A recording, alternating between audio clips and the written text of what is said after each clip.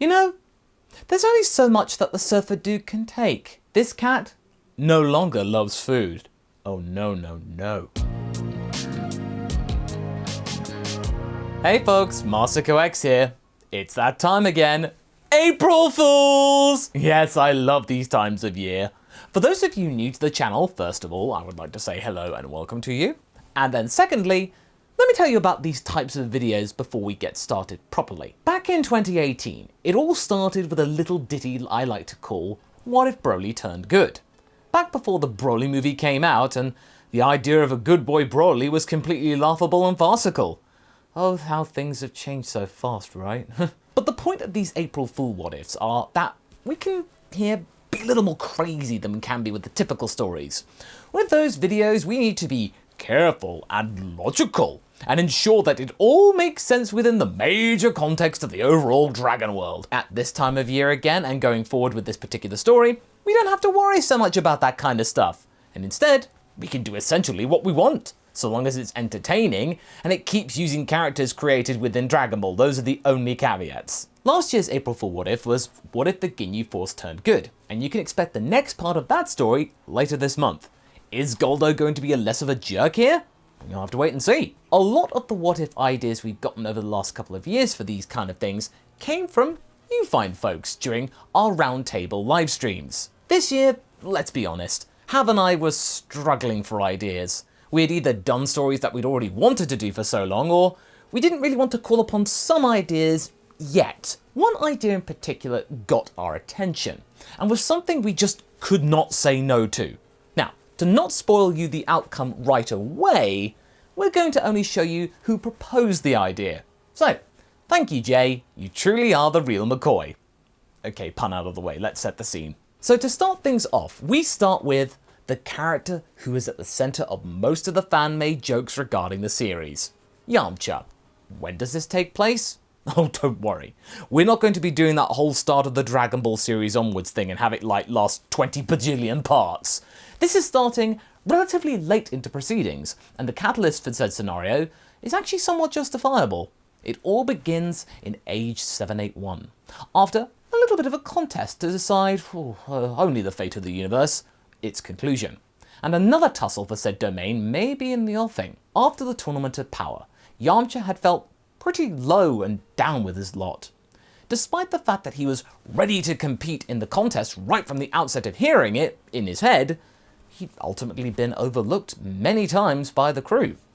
Instead, he'd been waiting at his home for hours, waiting for the time he'd be called up, only for it to never happen. Now, as you could probably imagine, he understandably felt pretty upset at this snubbery of not being included. I mean, after all, wouldn't you feel the same if you had not only the power to help somewhat, but you were also willing to do so at a drop of a hat? Not only did his friends not answer his calls and enthusiasm to do his bit for the Dragon team that he had been doing all these years prior, but they also chose Frieza over him!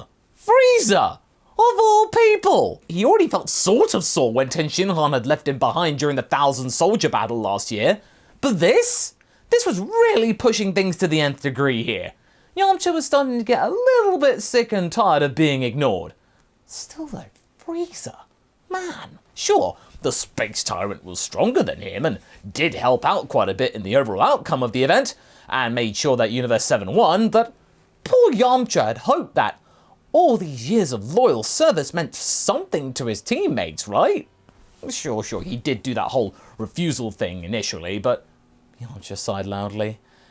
Maybe he should have just said yes outright from the start instead of being all coy. Those guys must have gotten the wrong end of the stick here. Reverse psychology flying over their heads, clearly. On top of all this, he didn't have the benefits of Saiyan physiology to keep him trim and in his prime for a few more decades. He wasn't getting any younger as well, and his baseball career could soon be over too. Then, he would not only have any reputation or legacy, he'd have no money coming in, as well as being no help to the Dragon team at all.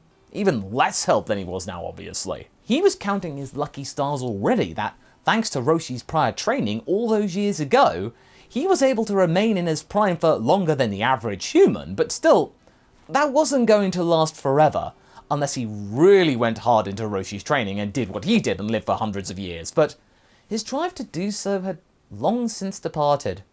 He felt like a loser. Then things got even starker for him when he looked away from the battlefield. All of his friends, in the here and now, had something going for them in some way. They were going places, or at least establishing their lives and settling down. Families, careers, students of their very own to carry on their legacies. And all he had was Poir. Now don't get me wrong, Poir was the bestest friend he could dream for, but something else was missing. It was like living in the middle of the desert again all those years ago before they met Goku and Bulma. Except this time, it was a concrete desert instead of a regular sandy place. What was the point of even staying in the city other than for playing baseball? And even then, he could just simply fly into town faster than a car and he could live in the desert again. Oh, he felt so alone. In fact, if he had to be honest with himself, Yamcha felt that his age was starting to catch up with him in more ways than one. When he looked at the bigger picture, everything else taken into account, he was a 47-year-old man living alone. What had he done with his life? He thought to himself many times about perhaps rectifying the problem of age. He could have pulled up a Bulma and gather the Dragon Balls for himself and simply make himself slightly younger to stave off the rigors of aging for a couple of more decades. I mean, she was doing it. But what would his legacy be, really? Would he really want people to know that he had been so vain and self-obsessed to have made wishes on an eternal dragon for that kind of thing? Bulma could get away with it for all the work that she and her family had done to even make said orbs trackable and easy to use, and all of their lives richer in some shape or form, but it got to the point where even Poir was starting to notice the malaise descend over his best friend.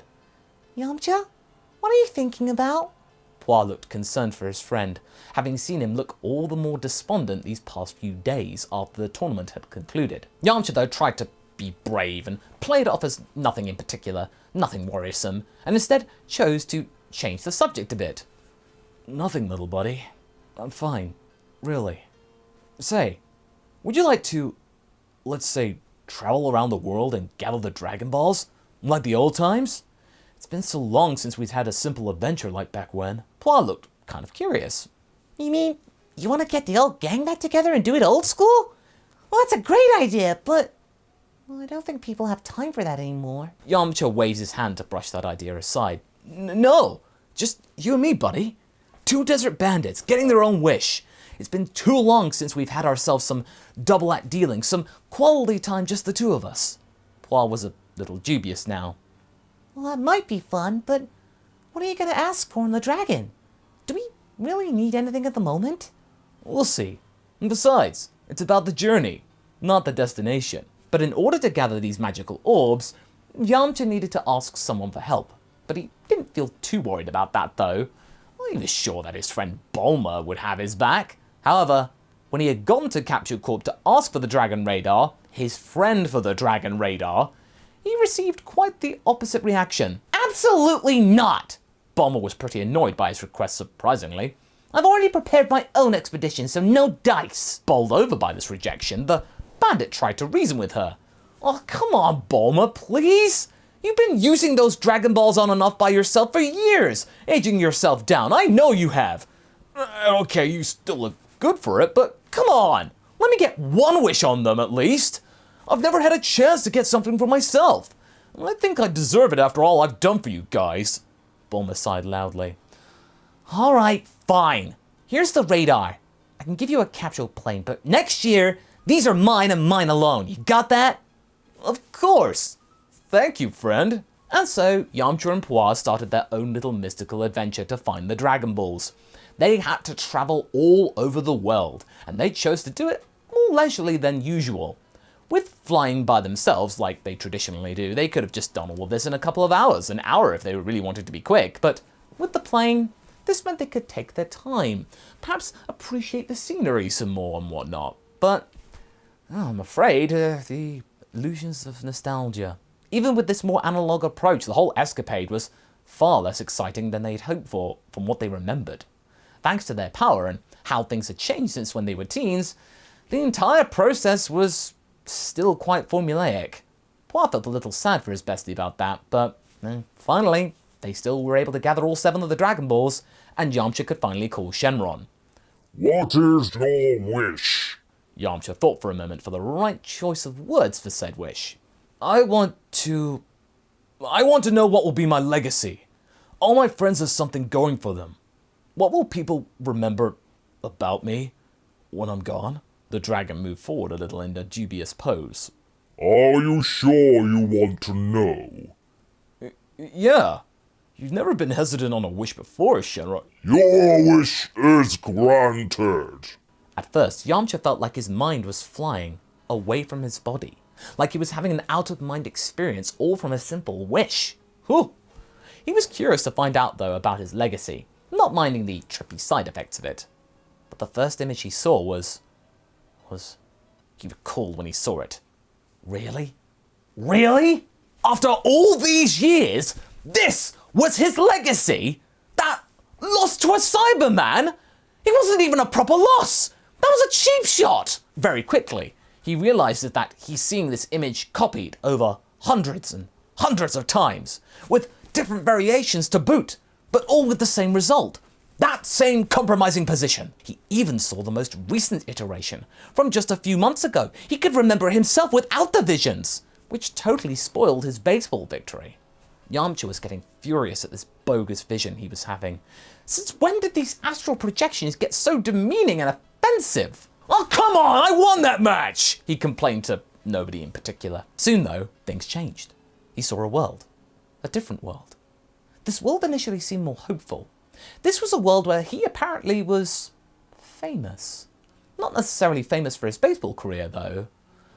Oh, but when he looked closer at this iteration, this kind of reputation was not the kind in any way that he had hoped for. Everyone knew that pose here.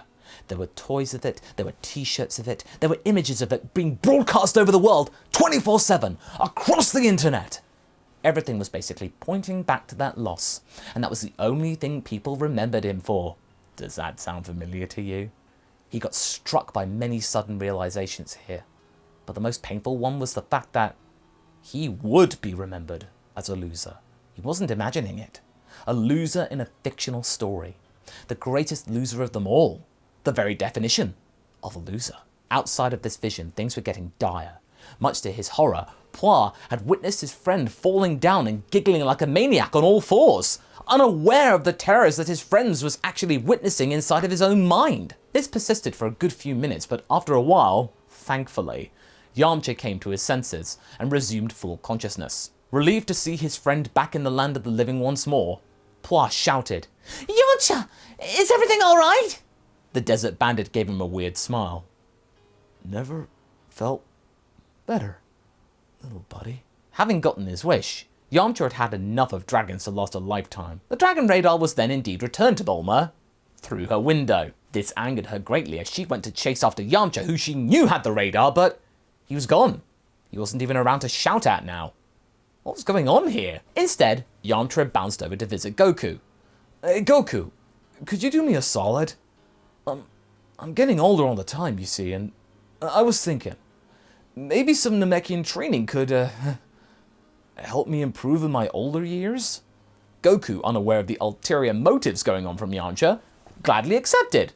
"Sure thing, buddy. I can help you out." "You guys can take care of Poir for me while I'm gone, okay?" "But Yamcha..." "Oh, don't worry. I'll be fine." And so, without question, Goku helped his friend get to Namek through instant transmission. The elder Mori was surprised that such a seasoned warrior such as Yamcha wanted to train with them directly after all this time, but of course, after all the Dragon Team had done for them over the years, he gladly agreed to this. One of the things Yamcha also wanted to learn about while he was here was the language of the Namekians, which was provided to him with great fervor, actually. The Namekians found this rather touching, in fact, as while speaking the common tongue of the universe was good and all, they all understood it, talking in their native language, though, was much more natural to them, more relaxing. And with Yamcha wanting to learn, it felt very considerate and immersive, and so they really went to town to help him, trusting him to the nth degree. Throughout all of this, Yamcha had never been more focused in his life, and as things progressed, he had put to shame even the warriors that would become the Namekian saver not too long from now. He was improving at a fantastic speed. He worked hard like this for months, away from his Earth and friends who had to deal with Broly. Thanks to all of this hard graft, according to the old Namekian custom, our hero was granted 2 wishes upon the Dragon Balls. Granted, he could have just asked for the wishes himself as soon as he had gotten here, but that didn't feel right. Yamcha wanted to earn them the hard way, and felt like he deserved these wishes. No radars, no easy pickings, no because you're our friends. On the back of this also, his Namekian became good enough to ask Porunga himself the wish in Namekian, not relying on anyone else. So then, traveler, who speaks our tongue, what is your wish? Yamcha grinned with a hint of madness in his eyes. I want to be the strongest in the universe. Porunga's brow raised up in a quizzical fashion.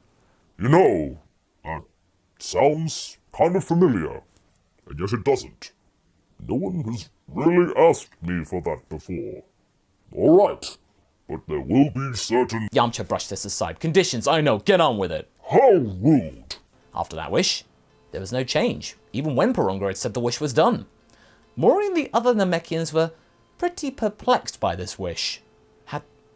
Had the brave Yamcha used them for his own ends? It was getting a bit worrisome. What is your second wish? I wish for you to never grant wishes ever again. You can't do that! It's impossible! The Namekians shouted, but Porunga showed everyone that it was possible, as he had already granted this wish, his last wish. How could you do that, Yamcha? What have we done to you to deserve this? Oh, nothing. It's because you don't matter. You're not involved in what I'm about to do. Now excuse me, I have a long way home. I might return someday though. The Namekian warriors decided to block his path to the exit, but Yamcha looked unconcerned at this. A purple aura danced around him, and his wolf-fang fists tore them apart as if they were made of paper. He's gone insane. I have to warn Dende! Mori was going to say some more, but he got caught by his throat. If you tell anyone about this, I'll blow up this planet. Do we understand each other? But Mori had already started sending a message. What a pity. I hoped to leave you for last. If something was in Nemec's orbit, they would have seen the planet exploding in a blast of purple energy. And in the middle of all of it was Yamcha, his skin pale purple, his hair white. He was laughing. Well, this franchise has been going on for way too long. Let's end it. And so Yamcha went on his rampage against Universe 7. After the cataclysm of New Nemec's explosion, Yamcha was alone amongst the debris of the remaining planetoid. Once the adrenaline had worn off, Yamcha had surprised himself with the very fact that he hadn't fallen unconscious since there was no planet anymore, or he hadn't died. Of course, he typically could not breathe in space, but now, that didn't seem to be bothering him in the slightest. Seemingly, with his newfound power, the ability to breathe in a vacuum had become available to him. Interesting. He didn't expect that. The only problem for him now was that Dende probably would have felt the loss of Namek particularly quickly. In fact, he probably had already told the others about it. On reflection, he should have probably asked that blasted dragon to transport him to Yardrad before he blew the planet up, so he could learn instant transmission, quickly. Well, okay, I guess it's just time to check out how fast he can fly right now being the strongest in the universe and all. And it turns out that it was fast. Pretty fast. In fact, very fast. He was travelling faster than most spacecraft, but unfortunately it was just not quick enough for the journey to not take a decent amount of time. Still though, the visions he had experienced gave him the ability to pinpoint the location of his current goal. He could get there in the time he needed without tiring too much. But yeah, he was much faster than before.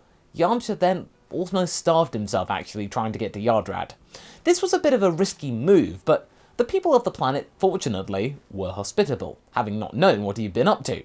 They fed him without question, and helped him return to health, seeing his apparent similarity to Goku. Reminded them of good times. And when he had told them who he was and that he did know Goku, they were even more keen to help. Ooh, a friend of Goku.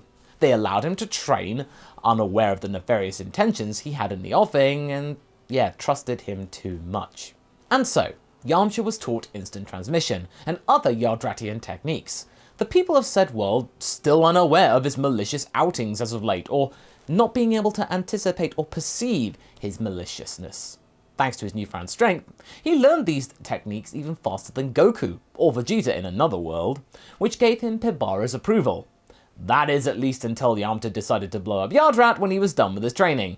All of this done with a maniacal grin on his face. The poor people of Yardrat, they just did not see that coming. They did not have the time to even really process what was going on. The Yardratians could not understand the reasoning behind that. But as their code forbade them from teleporting off of their planet, even now, they just had to accept their fate in the face of their own destruction. Ouch. Having instant transmission now to hand, Yamcha had set his eyes upon a new target. He would do what his friends had failed to do. Frieza was busy rebuilding his empire, and that day, he didn't expect any Earthling guests to come knocking.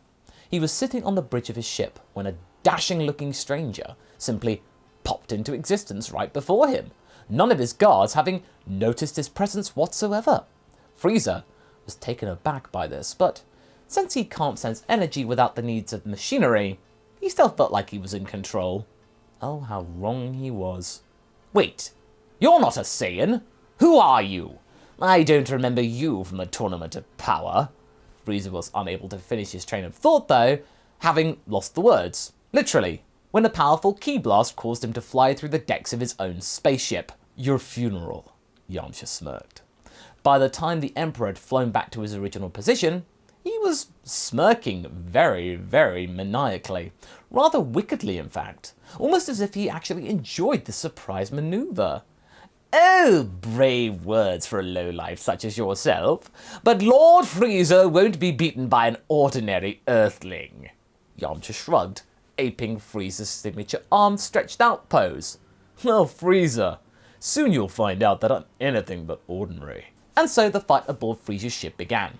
It became very clear to Frieza, though, that this wasn't going to be an easy task. That surprise attack wasn't a distraction. That was the real deal. That's what he could expect. The Emperor was forced into his golden power, in fact, and, well, that proved insufficient as well, as his meeting with Broly had demonstrated. He was just getting more of that. Except Yamcha was much more methodical and brutal than that one. Wait, how did you get that strong? I can get you a place in my army if you're not interested. It's time for you to go back to your teddies and fairies for a while. Wait, how did you... But before Frieza could find out the truth behind Yamcha knowing this fact, the ship, Frieza, and his minions were gone.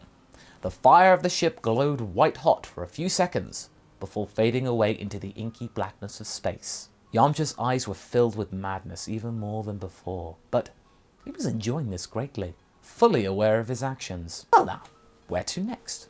Oh, that's it! He could sense something really interesting going on. Meanwhile, Broly, Chilai, and Lemo started to become more comfortable on Vampa, having a house and other supplies delivered to them by the likes of Kakarot. They remembered that the Saiyan from Earth seemed to be worried about something, but welcomed the distraction to come to Vampa and see Broly. Apparently, there was some sort of cataclysmic event that took the life of many of his friends as they were coming to terms with Broly as well, the people on Namek. This had been going on whilst they were busy. Well, they didn't have much time to dwell on this fact, as one day, they were visited by a stranger with a scar. Hey you, fight me, he smirked at Broly. Broly doesn't want to fight, stranger, said Lemo. Go away! I swear if this is Kakarot's idea to force him into training early. Yamcha teleported before Chilai and Lemo, and prepared a ki blast to be launched in Chilai's face in particular. Fight me. What do you think you're doing? Chilai tried to punch Yamcha, but he dodged it with ease, as Broly charged at him to defend his friends, trying to increase the distance between this new intruder and said friends. And so that fight started. Broly tried to control himself, remembering what Kakarot had taught him, or at least told him, but Yamcha had transformed into that weird purple form again, and started to beat on Broly so hard that he had no choice but to go berserk in order to just stay alive. Chilai and Lemo were shocked. No one had managed to push Broly so far since... This wasn't for fun. This new guy was mad with power, but Broly would be able to stop him, right? right? Well, they witnessed their friend showing the peak of his power, and the fight started to break reality like it did between himself and Gogeta earlier. Yamcha was pretty sure that Whis would be watching this kind of thing right now if reality was being distorted. He wanted the angel to watch, in fact. Be scared. Good. Let him watch. Let him be ready. Meanwhile, on Earth, Goku and Vegeta grew worried, being able to sense this very faintly from the other side of the universe, unable to help. They decided to talk with Dende and Jarko on the lookout about this. Something bad was happening here, and according to Jarko, Yardrat was yet another planet that had mysteriously been destroyed, no one knowing who did it. It wasn't even Frieza. Not only that, but Frieza was taken down as well, so it couldn't have been him. I can think of worse things to happen, to be fair, Kakarot. But still, all those Yardratians and Namekians, gone, with no warning, Vegeta pondered to himself. But their conversation was then interrupted, as somebody using instant transmission appeared right before them on the lookout. Hey guys. Yamcha, you're alive! Goku seemed relieved at this, but after a while he realized something was wrong here. This wasn't the version of Yamcha he remembered. This one looked battle-worn and manic. Wait, what are you wearing? Yamcha had not only acquired himself some Yardratian armor before he blew it up, but he was wearing a familiar green furry ear as a belt that they've seen with a certain someone not so long ago. Oh, these? These are some trophies I've claimed on my way home. Forgot to take one from Frieza, though. Trophies? Kakarot, what is he yammering on about? Yamcha smiled widely. Oh, Vegeta, it's time I taught you some respect. And before Vegeta could reply, a punch was set in the prince's direction, causing him to soar off the lookout. The sheer force of that hit was so unexpected that it took the prince quite some time to get back. He was utterly furious and shocked. What is the meaning of this? You know, if you wish for something really, really hard, you sometimes might get your wish. Also, the dragon said something about a condition, but I believe it was, losing my mind thanks to the power increase. But I don't mind. It was a worthy price. You see, your lives are meaningless. Everything is.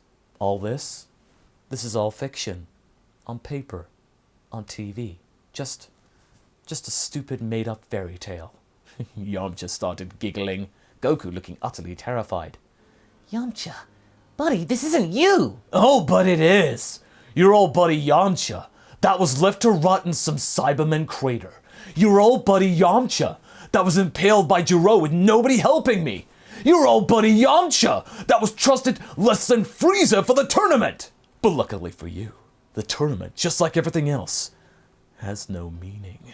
I don't know how hard you hit that head of yours, but we have to beat some reason back into it. Vegeta managed to regain his cool and charged forward. But Yamcha was waiting for that, and the power was unexpectedly enormous, throwing both Goku and Vegeta for a loop. There was no base form shenanigans here. They had to resort to Super Saiyan Blue, with Goku hoping to get into Ultra Instinct rather quickly. Now, initially, they tried not to hurt their former friend, but they then quickly realized that that wasn't going to work. This wasn't their old companion's goal. Something had gotten to him to the point where he was utterly unrecognizable. They had no choice, especially with Vegeta feeling very pressurized. Oh, go on then. Fuse into Gogeta. Or was it Vegeto? Those names are always so confusing for me. How do you possibly... Arrgh! Vegeta screamed as Yamcha punched him in the guts again.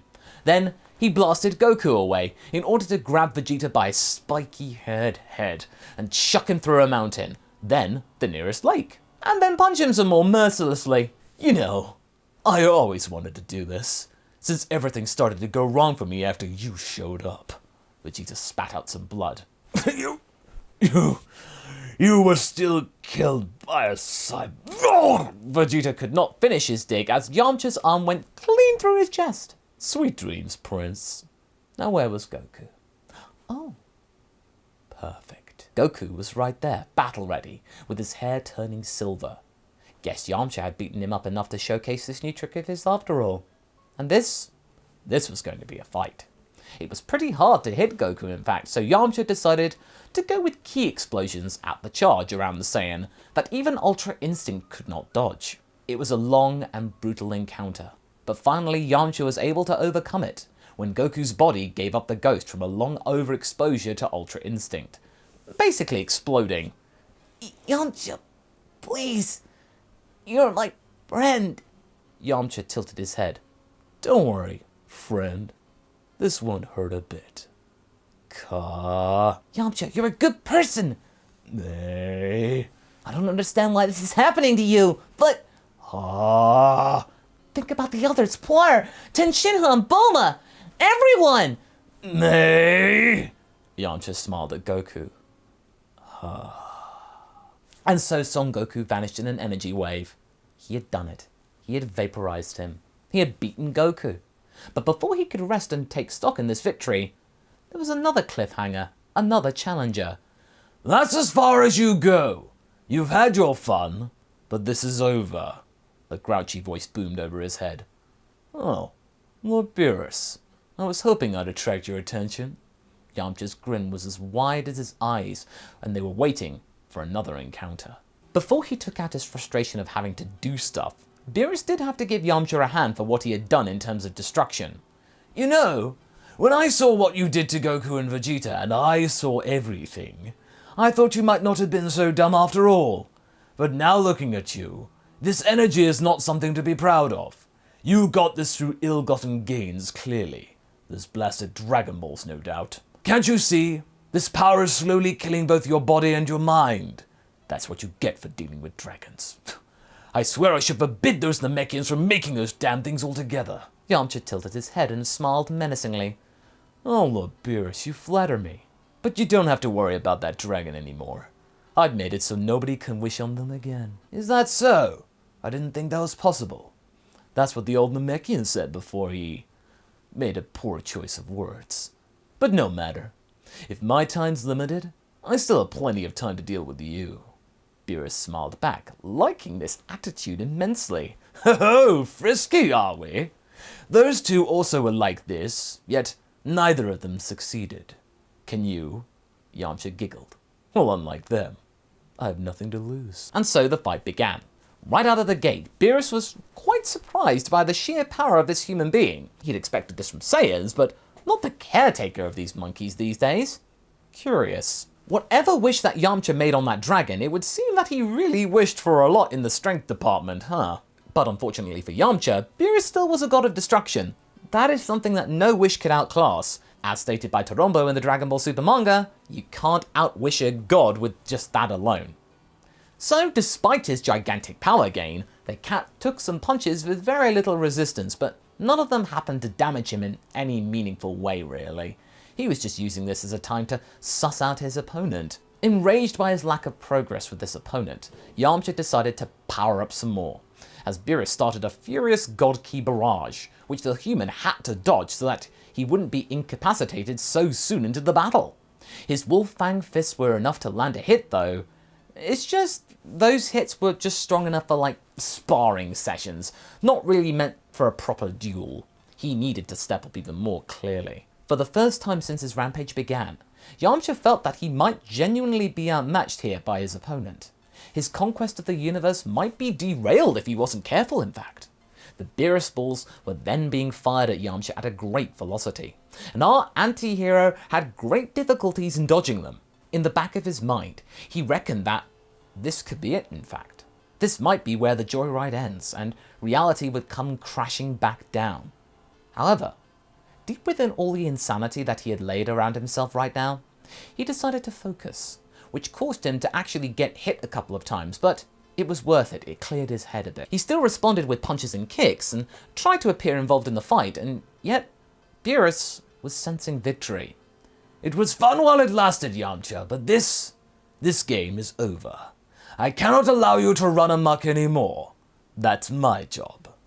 Yamcha grinned as he gathered the remaining strength of his and touched his forehead and vanished. What? Where did that wretch go? Whist, quickly! Meanwhile, Shin and Kibito were enjoying some tea in the sacred world of the Kais. One of the few things that Shin was actually good at, making tea. They were discussing recent events when Yamcha just appeared right in front of them. Of course, being blissfully unaware of the sudden mishaps going on with the bandit at the center of it all, they just welcomed him like they would for Goku. Yamcha, what happened? Do you have any news from Goku about the situation?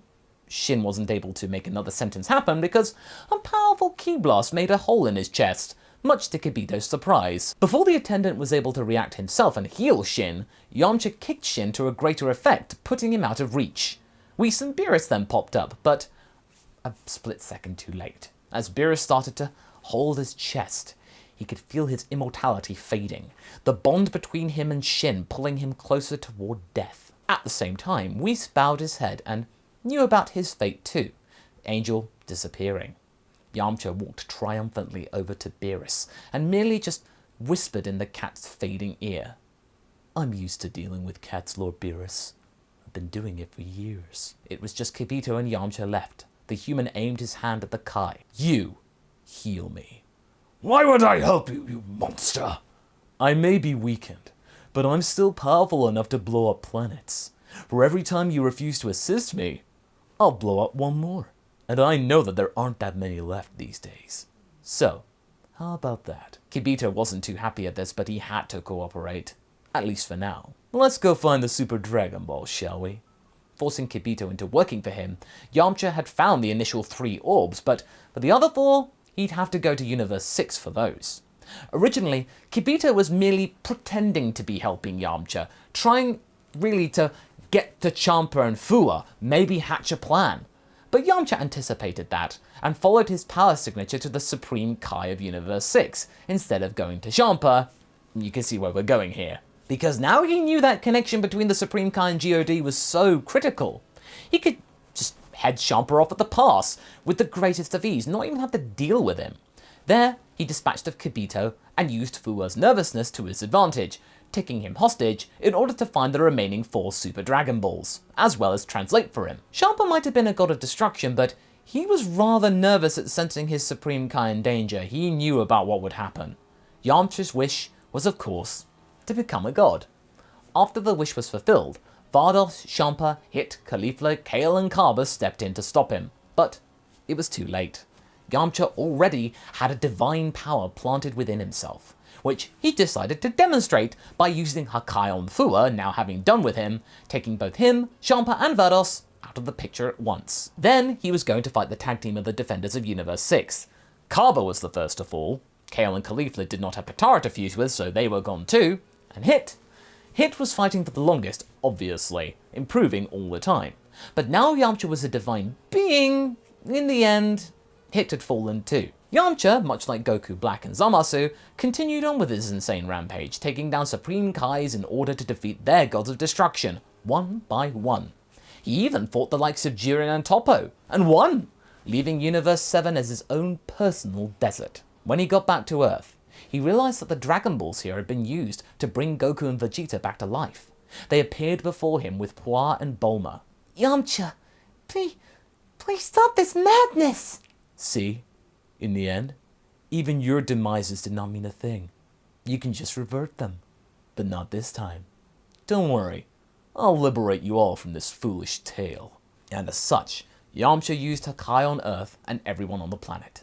Now, there was one more thing left to do. As a divine being, he now had access to the time rings with no penalty. So, there was one thing he had to do. 18 years ago, Yamcha, Chaozu, Tenshinhan and Piccolo stood before Vegeta and Nappa. The Saiyans seemed pretty sure of themselves. That is until a powerful blast of destruction energy shows up and just wipes them off the face of the earth, much to everyone's shock. Past Yamcha then sees himself, but older, with white hair and a purple aura around him. He doesn't look particularly sane either. Who are you? Asks past Yamcha. I am you. I just saved your dignity. Now step aside. I need to clean up the stupid timeline as well. You see, you and I, these fools, we're all fictional. Everything doesn't make sense here, and everything we do turns out to be a joke. So, I'll erase everything. I won't give anyone the satisfaction of laughing at us. Not after we've been through this stupid, meaningless world. Chaozu looks at past Yamcha and is confused. Yamcha, what is he talking about? Past Yamcha blinked twice. Hey! I've no idea what you're going on about, but you have no right to talk to my friends like that! I don't care if you happen to be me from the future. That's not cool, bro! These aren't your friends. They're only your friends when it suits them, like now. They'll ditch you at the first possible opportunity. You'll quickly become a joke to them. A joke to everyone. An afterthought. Shut up! We'll Fang first! And as such, past Yamcha charges into evil Yamcha. He doesn't seem to be fazed, in fact. But the evil grin changes into a look of disappointment. I'll class you. Stop being a fool. I don't care! I won't let you hurt my friends! Oh well. This was an embarrassing period of my life anyway. Hakai. And past Yamcha then saw darkness and coldness. But only for a moment. He wasn't gone. Not really. Very quickly he realized that he wasn't past Yamcha. He was both of them. And he was standing before Shenron. This, said Shenron. this is your legacy, Yamcha. You do not truly desire power. Even when tempted, you want a simple life. You want to be loyal to your friends and do the right thing. This is how they will remember you. This will be your legacy. Wait, was that all a dream? Did any of what I did happen? How can I be Yamcha! There are ways of acquiring great and terrible powers, but not all men are capable of dealing with said power when they get it. Sometimes they can be really petty in their actions. This could happen to you if you were like this, but when I look at you now, I do not see it.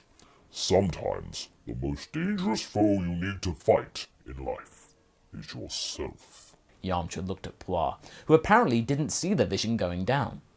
I never thought about it like that. The truth is, Yamcha, is that you really didn't want to take part in this tournament of power after a lifetime of warfare and combat anyway. And your friends respected that. There is more to life than just fighting, and you represent that to them. Thank you, Shenron. Yamcha smiled. What is your second wish? Yamcha looked at Pua. What do you want, little buddy? Me? Really? I'm getting a wish? Sure thing. I wish for my friends to have a very good day. Your wish is granted.